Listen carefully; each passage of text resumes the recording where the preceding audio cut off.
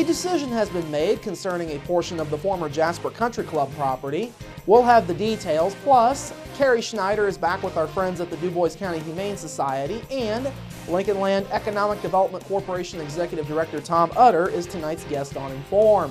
All of that and much more is up next here on the 18 WJTS News.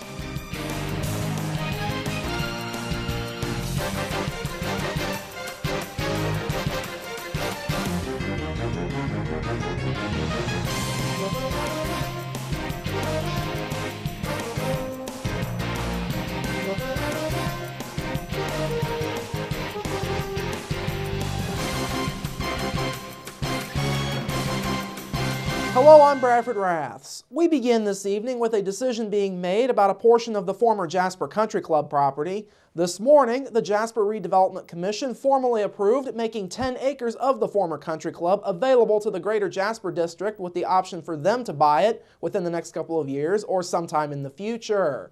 The parcel of land is located on the west side of the property adjacent to the eastern edge of the current Jasper High School property near the school's athletic complex.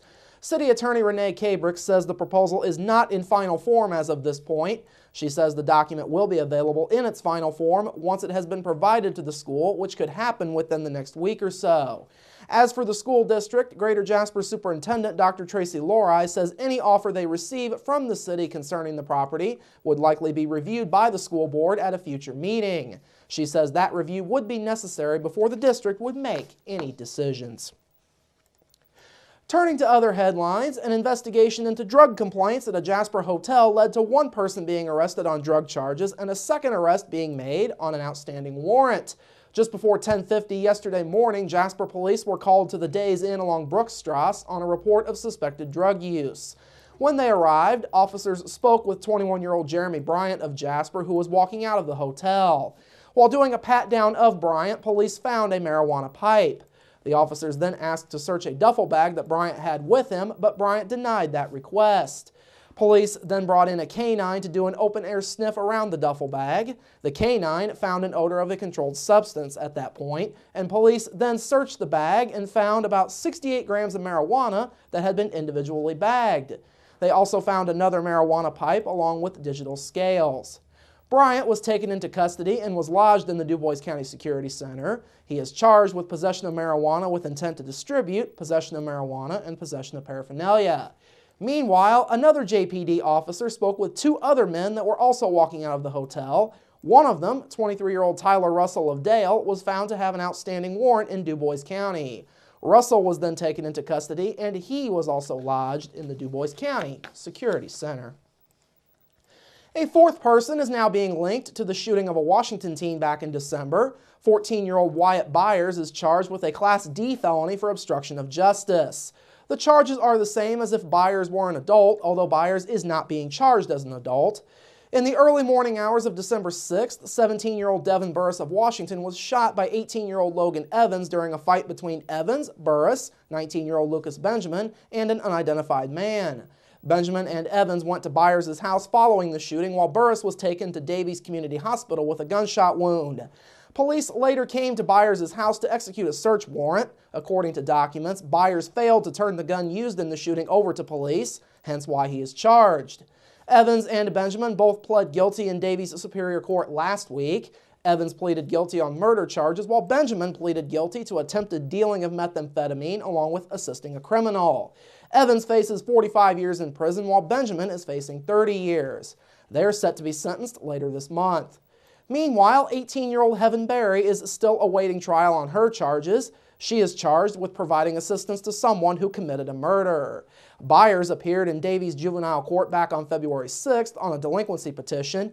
His next hearing is set for March the 13th. Finally this evening, a relief fund has now been set up for a local firefighter and his family who lost their home to fire on Friday. Officials with the Du Bois Fire Department say a relief fund for the family of Clint and Tricia Eichmiller has been set up through German American Bank. Donations will be accepted at any German American branch, and the account is under the name of the Du Bois Fire Department. Department officials say the family are currently staying with other family members until more permanent arrangements can be made. Clothing donations also continue to be accepted for the family.